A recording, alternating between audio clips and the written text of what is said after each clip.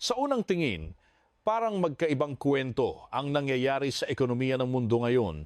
Sa isang banda, biglang sumisirit ang presyo ng langis para bang may humihila pataas sa bawat galaw ng energy market. Sa kabilang banda naman, ang pinakamalaking pabrika ng mundo, ang China, ay hindi umiinit kundi tila nilalamig mula sa loob. Ang isa ay larawan ng pressure, kakulangan at tumataas na gastos.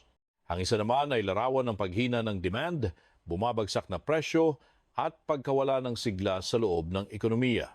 Pero kapag pinagdikit mo ang dalawang larawang iyan, doon nagsisimula ang tunay na problema. Hindi ito simpleng usapin ng mahal na langis o mahina ang China. Ang mas nakakatakot ay ang posibilidad na ang dalawang puwersang ito ay nagsasanib para lumikha ng bagong uri ng global crisis, yung hindi madaling gamutin ng lumang mga recipe ng central banks, hindi madaling saluhin ng stimulus, at lalong hindi madaling ipaliwanag sa ordinaryong tao na nagtatanong lang naman kung bakit mas mahal ang bilihin pero mas mahirap pa rin kumita.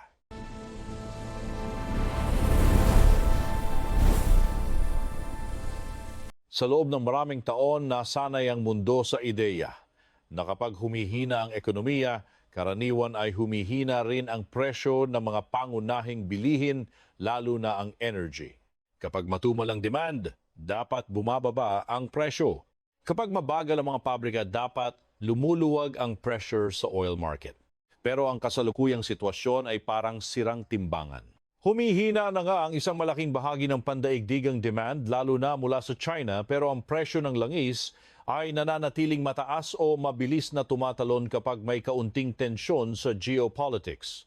Ibig sabihin, ang problema ay hindi na lang tungkol sa dami ng gustong bumili.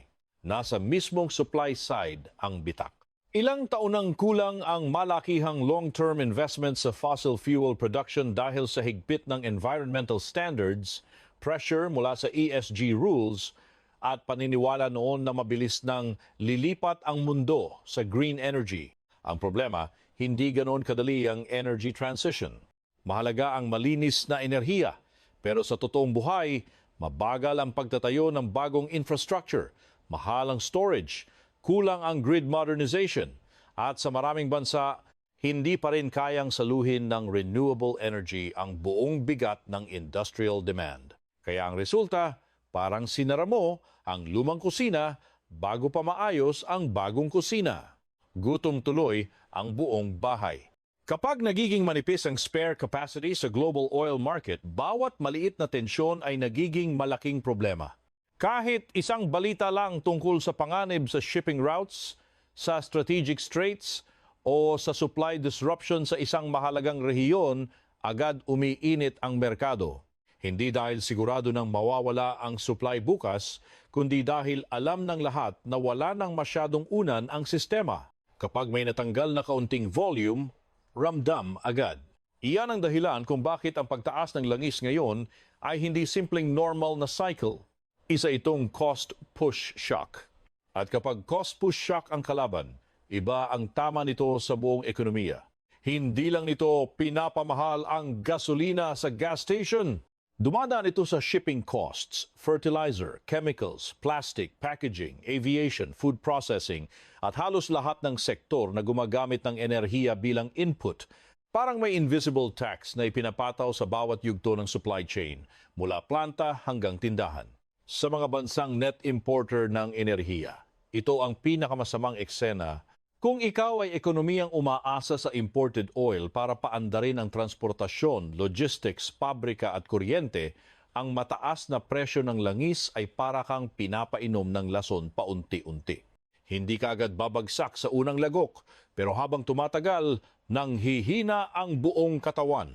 Mas mahal ang production cost ng mga kumpanya, lumiit ang kanilang margins, at kung hindi nila maipasa ang dagdag gastos sa consumers, kita ang nauubos.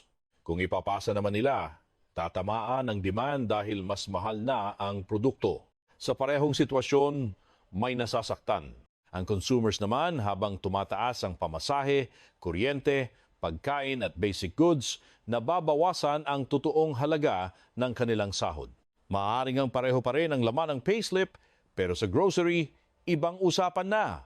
Dati 2 bag ang kaya, ngayon parang kalahati na lang. Yan ang mabagsik sa inflation na galing sa input cost. Hindi lang nito pinapamahalang buhay. Pinapaliit nito ang tunay na kakayahan ng lipunan na kumonsumo, mag-ipon at mamuhunan. Ngayon, kung iyan lang sana ang problema ng mundo, mabigat na pero pamilyar na ang eksena. Ang mas lalong nagpapakomplikado sa lahat ay ang nangyayari sa China habang ang Amerika at Europa ay ilang taon nang nakikipagbuno sa inflation, mataas na interest rates at matigas na presyo ng services, ang China naman ay nahuhulog sa kabaligtaran, deflationary pressure. At dito pumapasok ang pinakamalaking kabalintunaan ng kasalukuyang yugto. Paano nagkakaroon ng sitwasyon na ang isang napakalaking industrial power ay nakakaranas ng paghina ng presyo at demand sa loob, samantalang ang global input cost, lalo na sa energy, ay tumataas. Para itong pabrika na nilalamig ang loob pero nasusunog ang bubong. Hindi mo alam kung aircon ba ang aayusin o apoy ba ang papatayin muna. Kapag tiningnan mo ang data mula sa China, malinaw ang problema. Ang Consumer Price Index nito ay matamlay at mas kapansin-pansin ang Producer Price Index na matagal nang nasa mahina o negatibong teritoryo. Ang ibig sabihin nito, ang mga producer ay nahihirapang magtaas ng presyo at sa maraming pagkakataon ay napipilitang magbenta ng mas mura. Hindi ito basta simpleng diskwento season. Isa itong senyales na may sobrang supply, kulang ang demand, at desperado ang mga kumpanya na gumalaw ang inventory. Sa papel, pwedeng sabihin ng ilan na mabuti naman ang mas murang presyo. Pero sa macroeconomics, ang malawak at tuloy-tuloy na deflation ay hindi regalo. Delikado ito dahil binabago nito ang ugali ng tao at negosyo. Kapag ang mga consumers ay naniwalang mas mura ang presyo bukas kaysa ngayon, ipagpapaliban nila ang paggastos. Kapag ang mga negosyo ay naniniwalang humihina ang future demand, ipagpapaliban nila ang investment. At kapag parehong umatras ang consumers at firms, lalong hihina ang ekonomiya. Ito ang isa sa pinakamapanganib na self-reinforcing loops sa economics. Ang ugat ng ganitong sitwasyon sa China ay hindi mahirap tukuyin. Nasa puso nito ang krisis sa real estate. Sa loob ng maraming taon, ang property sector sa China ay hindi lang isang ordinaryong bahagi ng ekonomiya. Para itong higanteng makina na humila sa construction, steel, cement, household consumption, local government revenues, banking, at sa pinakaimportante, sa yaman ng middle class. Sa maraming Chinese households, ang bahay ay hindi lang bahay. Ito ang pangunahing imbakan ng kayamanan, seguridad, at pag-asa sa hinaharap. Kapag tumataas ang presyo ng property, pakiramdam ng mga tao ay yumayaman sila kahit hindi naman agad gumagalaw ang cash flow nila. Kaya mas malakas silang gumastos, umutang, at magplano. Pero kapag pumutok ang property bubble, kabaligtaran ang tama. Biglang lumiit ang pakiramdam ng tao sa sariling yaman. Kahit may trabaho pa, nagiging defensive sila. Kahit may pera pa sa bangko, ayaw nilang gumastos. Hindi dahil kuripot sila, kundi dahil pakiramdam nila, kailangan nilang maghanda sa mas masamang bukas. Yan ang nangyari nang bumigay ang mga dambuhalang developer gaya ng Evergrande at Country Garden. Ang pagbagsak ng mga ito ay hindi lang corporate drama na pangnegosyo. Isa itong psychological event para sa buong lipunan. Kapag ang mga kumpanyang dating simbolo ng walang katapusang pag-unlad ay biglang natataranta sa utang, proyekto at cash flow, nawawasak ang tiwala. Ang dating paniniwala na laging may paraan ang Estado para i-manage ang lahat ay nasusubok. At kapag nawala ang tiwala sa property, hindi lang developers ang tinatamaan. Pati households, suppliers, contractors, banks, local governments at retail demand ay humihina. Parang domino effect na nagsimula sa lupa pero umabot hanggang mesa ng hapunan. Dito pumapasok ang konsepto ng balance sheet recession.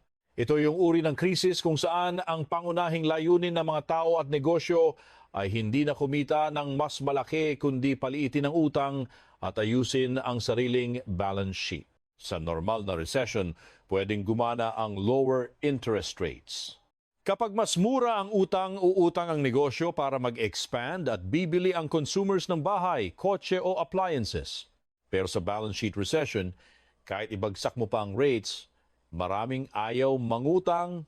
Ang nasa isip nila ay hindi opportunity kundi survival. Hindi sila naghahanap ng bagong obligasyon. Gusto nilang magbawas ng panganib.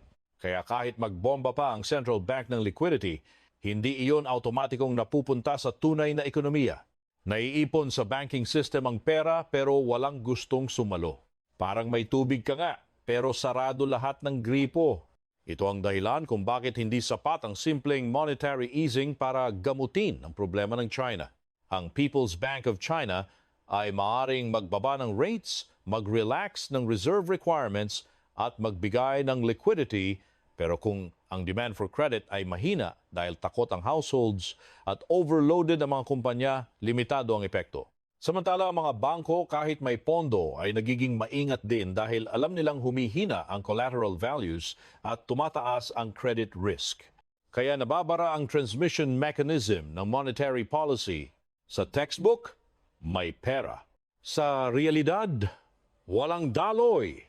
Habang nangyayari ito, sumisikip pa ang labor market lalo na para sa kabataan. Ang unemployment sa youth segment sa China ay naging napakalaking usapin hanggang sa punto na ang mismong paraan ng paglalathala ng datos ay binago. Ang mas mahalaga rito ay hindi lang ang official number, kundi ang mensahe sa likod nito. Kapag milyon-milyong kabataan ang nahihirapang makahanap ng disenteng trabaho sa panahon na dapat sana ay umaakyat sila sa income ladder, malaki ang epekto nito sa hinaharap ng consumption. Ang isang batang graduate na walang stable na trabaho ay hindi bibili ng bahay, hindi agad mag-aasawa, hindi madaling mag-aanak, hindi rin basta magpapautang ang bangko sa isang taong mahina ang income certainty. Kaya ang employment problem ay hindi lang usaping social, ito ay usaping macro, demographic at fiscal. Sa madaling sabi, kung ang kabataan ay nawawalan ng gana sa economic game, humihina ang makina ng demand sa susunod na dekada. Dagdag pa rito ang lumalaking problema ng local government financing vehicles o LGFVs. Sa maraming taon, ginamit ng mga lokal na pamahalaan sa China ang mga entity na ito para mangutang at pondohan ang malalaking proyekto sa infrastructure at urban development. Sa ibabaw, mukhang maganda ang resulta dahil tumataas ang GDP, dumadami ang kalsada, tulay at industrial zones. Pero sa ilalim, marami sa mga utang na ito ay umaasa sa isang napakadelikadong modelo. Kikita ang lokal na gobyerno mula sa land sales at mula roon babayaran ng utang. Ang problema, kapag bumagsak ang property market, natutuyo ang land sale revenues. Kapag natuyo ang pinanggagalingan ng pambayad, ang utang na dating mukhang manageable ay biglang nagiging time bomb. Kaya ang malaking bahagi ng kasalukuyang tensyon sa China ay hindi lang tungkol sa private developers. Nasa anino rin ang napakalaking obligasyon ng mga lokal na gobyerno at dito nagiging mas mabagsik ang impact ng mahal na langis. Ang China ay pinakamalaking importer ng crude oil sa mundo.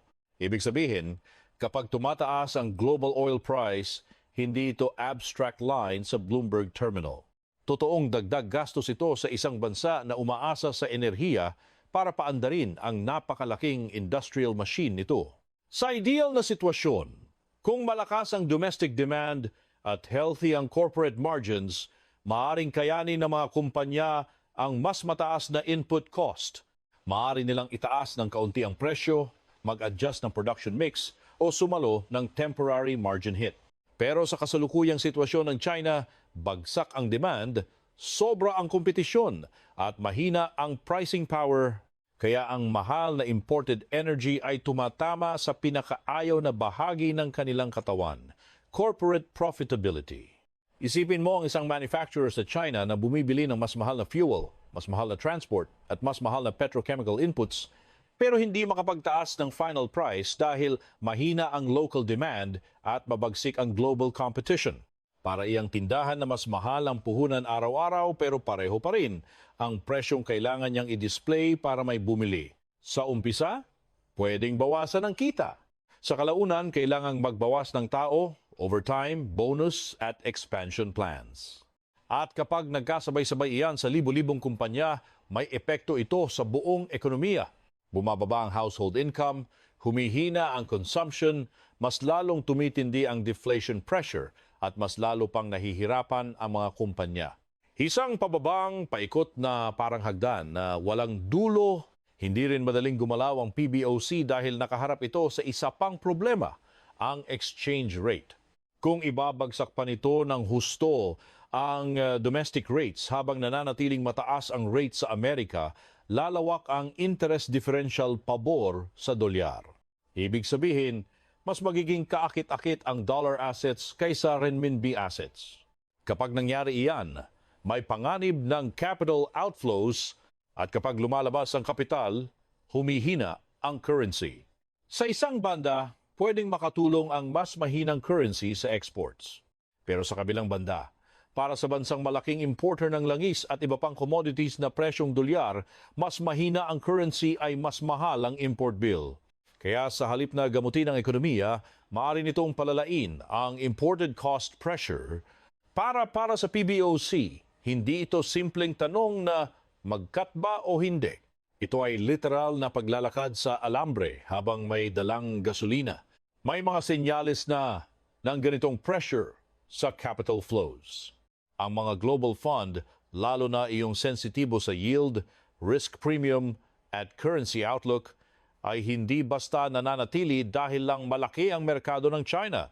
Kung nakikita nilang humihina ang growth, lumalala ang geopolitical risk, at hindi sapat ang return para tumbasan ang uncertainty, natural na magbabawas sila ng exposure. Kapag ang mga banyagang mamumuhunan ay sabay-sabay nagbenta ng bonds at equities, hindi lang market sentiment ang bumabagsak. Nadadagdagan din ang pressure sa currency at sa kakayahan ng sistema na manatiling kalmado. Ang depensa rito ay kadalasang reserbang dolyar at mga administrative tools, pero hindi iyan walang hanggan. Walang central bank ang gustong sunugin ang reserve buffer nito ng matagal para lang pigilan ng isang trend na may malalim na structural roots. Samantala, ang shadow banking system ng China ay isa pang malalim na bitak na matagal nang tinatakpan ng optimismo at implicit state backing. Ang mga trust companies at iba pang non-bank channels ay naging mahalagang daluyan ng pondo para sa property developers, local projects at mas mapanganib na bahagi ng credit market. Sa panahon ng boom, mukhang mahusay ang modelong ito. Mataas ang returns, mabilis ang pag-ikot ng kapital at maraming investor ang naniwalang kahit may panganib sa papel, sa tunay na buhay ay hindi papabayaan ng Estado ang malalaking pagkabigo. Pero kapag nagsimulang pumalya ang property market at local finances, nahahayag ang tunay na kalidad ng mga asset na nakatago sa likod ng magagandang produkto. Ang pagguho ng mga higanteng trust groups ay nagsisilbing paalala na ang risk ay hindi nawawala dahil lang hindi ito nakikita sa mainstream banking balance sheet. Minsan, mas delikado pa nga ang nakatago sa likod ng kurtina. Kung itutulak pa ng mas malala ang sitwasyon, ang pinakakinatatakutang senaryo ay ang paglipat mula sa liquidity stress tungo sa solvency crisis. Magkaiba ang dalawang iyan. Ang liquidity problem ay parang pansamantalang hingal. May asset ka, may halaga ka, pero kulang ka lang sa cash sa maling oras. Ang solvency problem ay mas seryoso. Ibig sabihin, kahit ibenta mo ang ari-arian, hindi sapat para bayaran ang obligasyon. Sa antas ng sistema, nagiging mapanganib ito kapag ang pagbagsak ng property values, paghina ng local revenues at pagnipis ng household income ay sabay-sabay nagpapababa sa kalidad ng collateral at kakayahang magbayad. Doon pumapasok ang mas malawak na takot. Paano kung ang stress sa gilid ay umabot sa pangunahing mga bangko at sa kumpiyansa ng publiko? Sa maraming krisis sa kasaysayan, hindi agad numero ang sumisira sa sistema. Kumpiyansa ang unang bumibigay. Ang masakit pa, hindi nangyayari ang lahat ng ito sa isang mundo na neutral ang external environment. Kabahagi ng problema ang tumitinding geo-economic fragmentation. Sa loob ng ilang taon, Malinaw nang umiigting ang paghihigpit ng Amerika at ilang kaalyado nito sa access ng China sa advanced semiconductors, high-end manufacturing equipment at sensitibong teknolohiya. Bukod sa trade tensions, may halong strategic rivalry, national security concerns at industrial policy competition. Ang epekto nito ay hindi lang tungkol sa iilang kumpanya ng chip. Mas malawak ang tama kapag pinipigilan ang isang bansa na makakuha ng ilang critical na inputs para sa technological upgrading, nahihirapan itong umakyat sa mas mataas na bahagi ng value chain. At kung ang luma nitong growth model na nakasandal sa property at debt-heavy investment ay humihina na, lalong nagiging mahirap ang paghahanap ng bagong malakas na makina ng paglago. Kasabay nito ang tinatawag na China Plus One strategy. Hindi ibig sabihin nito na bigla na lang aalis lahat ng kumpanya sa China bukas. Hindi ganoon kasimple ang supply chains. Pero malinaw ang direksyon. Gusto ng mga multinational na bawasan ng sobrang pagdepende sa iisang bansa. Kaya unti-unting inililipat o dinadagdagan nila ang production sa India, Vietnam, Mexico at iba pang bahagi ng Southeast Asia. Sa strategic view, makatuwiran ito. Ayaw nilang maging hostage sa geopolitical shocks, tariffs, lockdown-style disruptions o policy unpredictability. Para sa China, ang ibig sabihin nito ay mas mahina ang dating automatic inflow ng long-term confidence. Hindi man bigla ng pag-alis, sapat nang mabagal ang bagong pagpasok ng kapital at unti-unting lumipat ang future capacity para magbago ang pangmatagalang trajectory. Ang masama, kapag humina ang domestic demand at lumala ang overcapacity, may tukso para sa mga kumpanya at estado na itulak palabas ang sobrang produksyon sa pandaigdigang merkado. Ito ang panganiban gipag-export ng deflasyon. Kung sobra ang kapasidad sa steel, EVs, solar panels, chemicals at iba pang manufactured goods, natural na hahanapan mo ng merkado sa labas. Sa maikling panahon, maaaring matuwa ang ibang bansa dahil mas mura ang imported goods at makakatulong ito sa headline inflation. Pero hindi libre ang murang produkto. Kung dumagsa ito sa antas na hindi na makalaban ang domestic producers sa ibang bansa, mauuwi ito sa anti-dumping cases, tariffs, industrial subsidies at panibagong yugto ng protectionism. Sa huli, masisira ang dating lohika ng free trade na nagpalago sa mundo sa loob ng maraming dekada. Dito pumapasok ang panganib ng stagflationary world. Sa isang banda, may disinflation o deflationary force mula sa mahinang China at sa murang exported goods nito. Sa kabilang banda, may inflationary force mula sa mahal na energy, mas mahal na geopolitically fragmented supply chains, at lumalakas na protectionism. Ang resulta ay hindi malinaw na boom, hindi rin simpleng bust. Isa itong magulong halo ng mababang paglago, mataas na uncertainty at pabago-bagong inflation. Para sa mga central bank, bangungot ito dahil mahirap magdesisyon kung alin ang uunahin. Kapag hinigpitan mo ang policy para labanan ng inflation, baka lalo mong mapahina ang demand. Kapag niluwagan mo naman para tulungan ang paglago, baka lumala ang currency pressure at imported inflation. Para kang doktor na may pasyenteng sabay, nilalamig at nilalagnat. Sa ganitong konteksto, mahalagang tanungin kung ano ang ibig sabihin nito para sa mga bansang tulad ng Pilipinas at iba pang mid-sized open economies sa Asia. Ang unang malinaw na tama ay sa imported inflation. Kapag mahal ang langis, ramdam agad sa fuel, transport, logistics, pagkain at kuryente. Ang pangalawa ay sa external demand. Kung humihina ang China at bumabagal ang global trade, pwedeng humina ang export orders at commodity-related flows. Ang pangatlo ay sa financial conditions. Kapag matigas ang dolyar at mataas ang pandaigdigang risk aversion, mas mahirap para sa emerging markets na panatilihing kalmado ang currency at market conditions. Ang pang-apat ay sa competition. Kung may murang surplus goods na ibinubuga ang malalaking ekonomiya, naiipit ang local manufacturers para itong suntok mula sa apat na direksyon: energy, trade, finance, at industry. Pero hindi rin puro dilim ang larawan. Sa bawat malaking reconfiguration ng supply chains, may mga bansang pwedeng makinabang kung handa sila. Ang mga bansang may maayos na labor force, strategic location, improving infrastructure at policy credibility ay pwedeng maging alternatibong destinasyon ng investment. Ang totoo, maraming kumpanya ang hindi naghahanap ng perpektong kapalit ng China, naghahanap sila ng mas diversified na mapa ng operasyon. At sa ganitong panahon, ang mga bansa makapagbibigay ng stability, legal predictability, power reliability at skilled workers ang may tsansang makahila ng bagong kapital. Pero malinaw din na hindi sapat ang mababang pasahod o tax incentives lang sa panahon ng AI, automation at mas komplikadong global manufacturing. Kailangan ng mas mataas na kalidad ng infrastruktura at human capital. Sa pinakabuod ng lahat, ang kasalukuyang global macro drama ay hindi lamang kwento ng isang commodity o isang bansa. Ito ay kwento ng banggaan ng dalawang malaking puwersa ng ating panahon. Una, ang katotohanan na ang lumang energy system ay hindi pa kayang palitan ng mabilis, kaya ang mundo ay nananatiling sensitibo sa oil shocks. Ikalawa, ang katotohanan na ang Chinese growth model na umasa ng matagal sa property, debt-fueled investment at walang humpay na expansion ay umabot na sa masakit na hangganan. Kapag pinagsama ang dalawang iyan, lumilitaw ang isang napakahirap na tanong para sa buong mundo.